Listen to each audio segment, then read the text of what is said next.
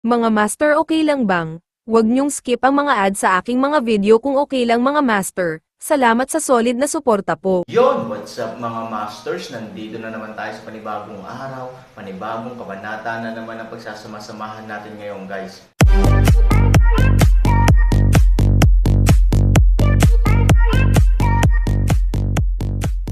Bali mga masters, kung bago ka pa lang po sa aking YouTube channel, please click the subscribe button, lalong-lalo na po yung notification bell guys, para maging connected pa rin tayo sa isa't isa at maging updated kayo sa mga susunod ko pang video. Bali mga masters, bago natin umpisahan ng kwento ay mag-shoutout po muna tayo para sa mga solid nating tagapakinig. Shoutout kay Glenn Batan, shoutout kay Ray Posidio. Yun na nga mga masters, no? Bali hindi na ito patagalin. In 3, 2, 1, let's go! Ano pa bang gusto mo? Jade Fist tiniis ni Shira ang kanyang galit at naiinip na sinabi. Pitong prinsesa, tingnan mo siya, galit na galit din ang Aswang Zun. Malinaw, hindi taos puso ang Aaron. Alam niyang nakikipaglaro siya sa kanila. Hindi scholar si Aaron, pero at least alam niya kung ano dapat ang basic na paghingi ng tawad. Una, dapat siya ay taos puso, may tono ng panghihinayang, pisikal na tumayo sa atensyon, at pagkatapos ay yumuko ng bahagya. Ito ang pangunahing paraan upang maipahayag ang kanyang paumanhin. Tama ba ako? Sa tingin ko, dahil prinsesa ang pitong prinsesa, dapat mas malinaw nilang alam kaysa sa akin, isang ordinaryong tao. Hindi, dapat sabihin na sila ay basura sa bibig ng dalawa, at ang mababang uri sa mga mababang uri. Pagkatapos ay mahinahong tiningnan ni Aaron ang pitong prinsesa. Sobra na. Nakakainis na hilingin sa kanila hindi lamang na maging sinsero at nararapat, kundi pati na rin ang yumuko at humingi ng tawad. Pitong prinsesa, ang batang ito ay malinaw na nakaupo sa lupa na nagtataas ng mga presyo at sadyang nagpapahirap. Natural, ang layunin niya ay guluhin tayo at ipahiya tayo. Huwag kang magpaloko. Yes, Princess 7, I think you'd better get out of the way and let me repair this bastard. Galit na sigaw nila. Tumingin din ang ikapitong prinsesa kay Aaron. Ilang sandali pa, ngumiti ito at sinabing, hindi mo ba narinig ang sinabi niya? 7 Princess, natigilan ang dalawang tao. Maging ang mga katulong sa isang tabi ay medyo naguguluhan sa oras na ito. Upang humingi ng tawad, natural na dapat tayong magkaroon ng sapat na katapatan. Mahinahong sabi ng pitong prinsesa. Ang dalawang sikat na tao ay halos mabali ang kanilang mga ngipin sa lugar. Sa pagbabalik tanaw sa Aaron, libu-libong beses nila siyang gustong putulin. Gayunpaman, hindi mapilipit ng kanilang mga braso ang kanilang mga hita. Nasabi na ng pitong prinsesa ang kanilang sasabihin, at kailangan nilang tumalikod at humarap muli sa Aaron. Tumayo siya, pagkatapos ay yumuko ng bahagya, at sabay na sinabi ng malakas, ngayon lang, kami ay masyadong walang ingat at nagdulot ng pinsala at insulto sa iyo ng ilang panahon. Ngayon opisyal na kaming humihingi ng tawad sa iyo. Nang matapos nila ang mga salitang ito ng may malakas na tono, inilayo nilang muli ang kanilang mga ulo sa isang tabi, at kailangan nilang magpigil ng higit at higit sa kanilang mga puso. I didn't say I'd forgive you. What do you mean na hindi mo agad ibinaling ang ulo mo sa isang tabi? Ngunit ang hindi nila inaasahan ay kahit na ginawa na nila ang lahat para labanan ang kanilang galit, hindi pa rin nakontento ang Maldita na Aaron na sabihin ito. Ang mga berdeng ugat sa kanilang leeg ay nanginginig, at ang galit sa kanilang mga mata ay maaaring mag-alab ng 31 milyong beses. Biro lang, bakit kinakabahan kayong dalawa? Dahan-dahan lang. Ngunit nang umabot sa sukdulan ang kanilang galit, ang biglaang sentensya ni Aaron, na napakabuti na hindi siya maaaring mamatay, ay bumuhos na parang malamig na tubig. Magalit man sila ulit, parang bulak ang galit sa puso nila. Kung kailangan nilang magpigil, mas kailangan nilang magpigil. Well, since napatawad ka na ni Mr. Aaron, hindi ka na makapagpasalamat sa kanya. Mahinahong sabi ng ikapitong prinsesa. Labis silang nanlumo, ngunit kailangan pa rin nilang kumagat ng kanilang mga ngipin at magpasalamat. Nagawa na ang mga nakakahiyang bagay na dapat gawin.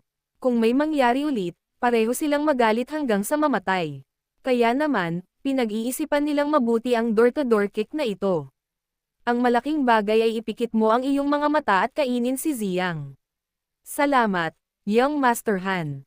Natatakot ako na hindi nila mapanaginipan na ang taong nagsalita sarcasm noong isang segundo ay yumuko sa kanya sa susunod. Young Master Han, nasiyahan ka ba? Sabi ng ikapitong prinsesa. Tumango si Aaron, kontento pa rin ako, nang makitang nagalit na ang dalawang kalakal, higit na nasisiyahan ang puso ni Aaron. Sa pagkakataong ito, sa sobrang saya niya ay sumabog siya. Gayunpaman, ang mukha ay kailangan pa ring magpanggap na labis na nag-aatubili, na patuloy na nag-alab sa depresyon ng dalawang tao, dahil nasisiyahan ka at nasa mabuting kalooban.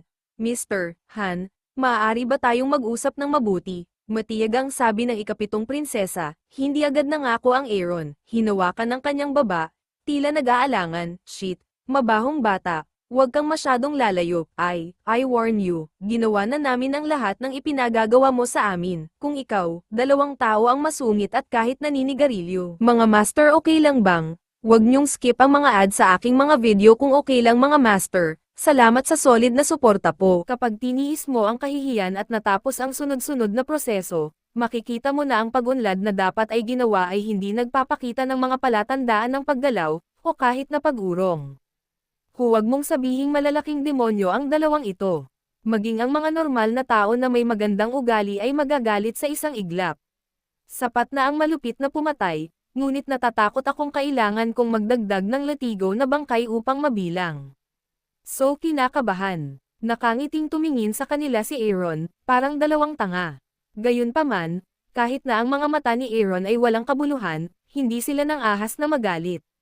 Kung tutuusin, malapit na silang sumabog sa oras na ito, ngunit nang hindi tahasang tumanggi ang Aaron, hindi sila nang ahas na isuko ang lahat ng kanilang mga nakaraang tagumpay sa isang hakbang.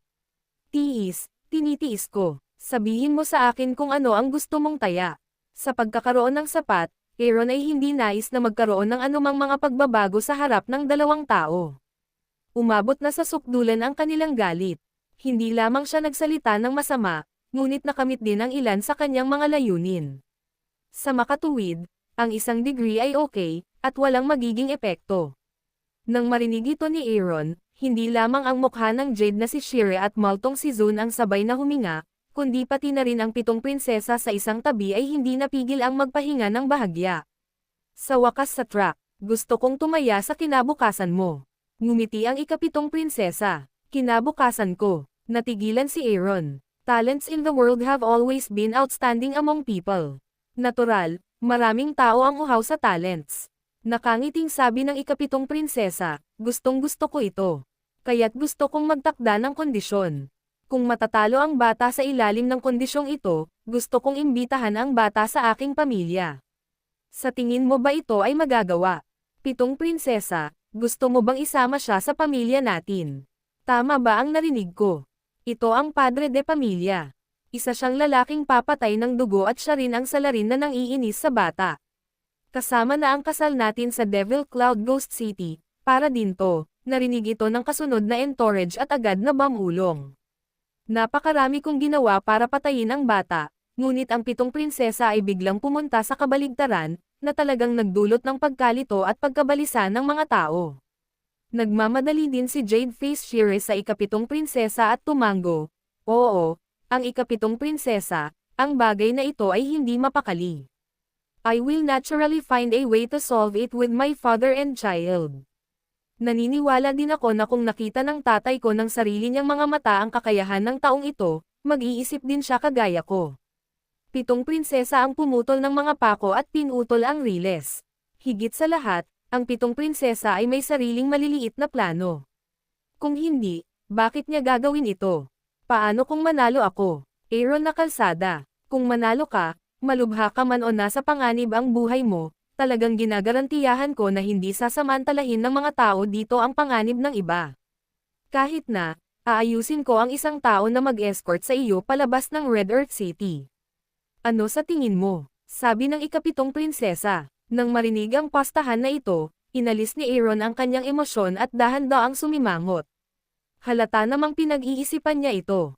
Sa katunayan, halos tumama ang pitong prinsesa sa 7 pulgada ng Aaron. Ngayon ay nag-aatubili lamang siyang nakikipaglaban sa dugong phoenix ni Zia Wei.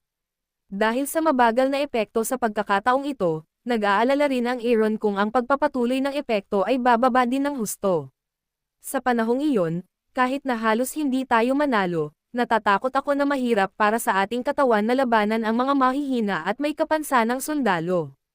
Sa pangako ng 7 prinsesa, talagang maililigtas natin ang isang malaking pag-aalala, at saka, kung matalo ka, pati buhay mo ay ipinaliwanag pa dito, hindi katanggap-tanggap ang bisa ng 7 prinsesa, mukhang hindi maghahirap ang Aaron sa deal na ito. Gayunpaman, ang Aaron ay hindi nangangahulugang isang walang ingat na tao, sa kabaligtaran, napansin niya ang isang banayad na detalye, ang taya ay medyo kawili-wili, gayunpaman, sinabi mo lang na ito ay nasa ilalim ng mga tiyak na kondisyon, pagkatapos ay nais kong itanong, ano ang tiyak na kondisyong ito? Nang marinig ang mga salita ni Aaron, malumanay na ngumiti ang ika-7 prinsesa, mukhang hindi niya sinayang ang effort niya. Sa kasalukuyan, ang Aaron ay karaniwang sumang-ayon, ang kondisyong ito ay napakasimple. Storytelling channel sa YouTube. Para sa mga taong ito, kung kaya mong humawak ng 50 rounds nang hindi natatalo, mananalo ka. Kung hindi, matatalo ka. Ano sa tingin mo? Sabi ng ika-7 prinsesa. Nang marinig ito, hindi lang si Ian Shire at ang iba pa ang natulala sa mismong lugar, ngunit maging ang Aaron sa oras na ito ay hindi maiwasang maging tanga sa lugar. Para kay Ian Shire at Guizan, ang paggawa nito ay katumbas ng pagbawas ng malaking pressure sa around. Pagkatapos ng lahat, nasasakop nila ang isang malaking kalamangan sa oras na ito, at ang paggawa ng kita ay magiging kapakipakinabang lamang sa Aaron. Para sa Aaron, sa kaso ng sarili interes, naisip ni Aaron kung gaano kahirap at kahirap ang kanyang tinatawag na kondisyon, ngunit hindi niya naisip na ang kondisyong ito ay hindi nakakalito, ngunit kahit na napakakapakipakinabang sa kanyang sarili. Iyon lang, si Aaron ay sumimangot at hindi naniwala. Natigilan ang ika-7 prinsesa nang marinig ang tanong na ito. Sa katunayan, ang kondisyong ito ay hindi dapat maging simple para sa kanya. Kahit na ito ay mas mahusay kaysa sa 10,000 tao na umaatake sa kanya, ito ay hindi mas mahusay sa katunayan. Sa ilalim ng ganap na kalamangan, sa katunayan, walang pagkakaiba sa pagitan ng 2 galaw at 50 galaw, dahil ang hindi matatalo ay laging natatalo, at ang mga resulta ng ilang galaw ay pareho. Ngunit ang dahilan kung bakit siya naglagay ng ganoong kalupit na kondisyon ay ang ika-7 prinsesa ay naniniwala na kung kaya niyang kumapit ng napakatagal sa ilalim ng pagkubkob ng napakaraming tao at 2 eksperto, ang dahilan at kakayahan na ito ay sapat na upang kumbansihin ang sinuman, kabilang siya, Ama. Kung sa tingin mo ito ay simple, kung gayon ito ay napakasimple. Ang ika-7 prinsesa ay ngumiti ng walang gana. Bueno, kumita ka para sa akin. Kailangan kong samantalahin ka para sa isang simpleng hamon. Magdaranas ako ng ilang mga pagkalugi. Ang mga ito lang, paano kung buo sa 100 round? Ngumiti si Aaron. 100 rounds. Sigurado ka. Nang marinig ang kahilingan ni Aaron, halatang natigilan ang ika-7 prinsesa. Nakita kong binabawasan ng mga tao ang kanilang mga hinihingi, ngunit talagang wala siyang nakitang sinumang nagkusa na palakihin sila. Damn it, mabahong bata, ang yabang mo talaga.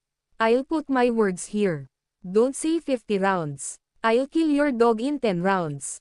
Galit na umungal ang mukha ng Jade na si Shire. Nagtakip din ng ngipin si Ghost Zone. Bagamat nabasag ang kanyang walang kamatayang katawan, na sumakit sa kanyang sigla sa panahong ito, ang payat na kamelyo ay mas malaki rin sa kabayo. Napakayabang niya na hindi niya ilalabas ang kanyang galit kung hindi niya ito papatayin. Talagang sigurado. Kalmadong ngumiti si Aaron. Okay. Nagulat ang ika-7 prinsesa at tumingin sa Aaron na may bahagyang pagpapahalaga. Pagkatapos ay sinulyapan niya ang jade face na si Shire sa tabi niya, ipasa mo ang aking mga salita. Oo, jade face tumango si Shire at saka tumingin sa ghost na si Zun. Mga kapatid, narinig niyo ba yan? Hindi na makapaghintay si Ghost Zone na ipatawag ang lahat ng kanyang mga kapatid. Siya ay bumangon at galit na sumigaw sa lahat, ang isang batang Terran ay hinamak kami at sinabi na walang paraan upang dalhin siya sa 100 round. Kaya mo ba? Hindi makayanan. Ang mga tao ay nasa sabik at ang mga halimaw ay umatungal sa galit. Well, it's worthy of being my brother. Mga kapatid, makinig kayo sa utos. Oo, ito ay isa pang dagandong, na yumanig sa kalangitan na may napakagandang momentum. Line up the formation. Ngayon, Papatayin natin ang lahat ng aso sa isang galaw. Ipaalam sa kanya ang kapangyarihan ng ating Magic Cloud Ghost City. Pagkatapos noon, biglang nagrally muli ang nagkalat na 10,000 People Brigade. Sila ay binugbog dahil sa iba't ibang mahiwagang operasyon ng Aaron. Ang ilan sa kanila ay hindi matatag. Sa oras na ito, naibalik din nila ang kanilang orihinal na tiwala sa sarili. Walang magawa at mapait na ngumiti ang lalaki, pitong prinsesa, tila naligaw ka, ngunit ito ay isang walang ingat na tao. Binigyan mo siya ng isang magandang pagkakataon, at hindi niya alam kung paano ito pahalagahan. Sa halip, siya ay nagyabang ng ligaw dito, maaaring kunin ang alinman sa kanila. Kung noon pa man, tuwirang sasalungat dito ang pitong prinsesa, ngunit sa oras na ito, pinili ng pitong prinsesa ang katahimikan sa walang ibang dahilan. Pareho rin ang pananaw niya sa kanyang entourage. Hindi niya maintindihan. Kahit na talagang may kakayahan at kumpiyansa si Aaron na pigilan ang 100 galaw, hindi siya dapat magsalita ng ganito para pukawin ang galit ng publiko. Pagkaraan ng ilang sandali, maaari kang humawak sa ilang mga galaw. Kung gagawin mo ito, maaaring hindi ka makagawa ng anumang mga galaw. Dahil lahat ay magiging walang awa sa unang hakbang, at kahit nasubukan ang kanilang makakaya. At sigurado, sa oras na ito, lahat ay nakahanay na may galit sa kanilang mga mata at lakas sa kanilang mga kamay. Ngunit nang tumangala siya sa Aaron, hindi man lang natarante si Aaron, ngunit kahit na may mahinang ngiti sa kanyang mukha. Ano ang kalokohan ng lalaking ito? Ginagawa. Yun na nga mga masters, no? Bali panibagong kabanata na naman yung natapos natin ngayong gabi. Muli, maraming salamat po talaga sa walang sawang suporta po sa aking YouTube channel na talagang inaabangan nyo po ang bawat upload ko po.